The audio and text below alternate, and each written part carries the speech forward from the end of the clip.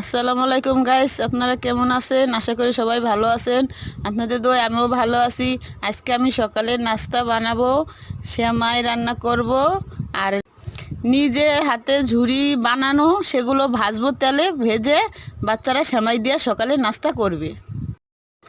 এখন দুধ জাল দিয়ে নিলাম, পরে সেমাইটি একটু লাল লাল করে ভেজে নিব।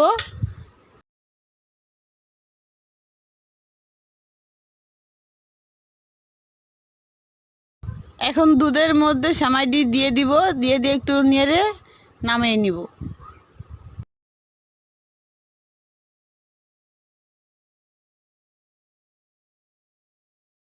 আমার সেমাই গাইস হয়ে গেছে। এখন ঝুরি ভাজাটি ভেজে নিব তেলে গরম হলে।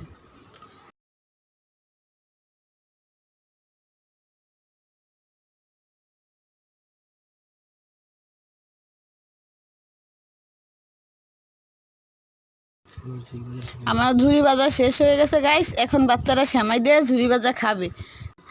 ঝুরি ভাজা আর সেমাই খুব মজা হয়েছে, আপনারা বাসায় একবার ট্রাই করবেন।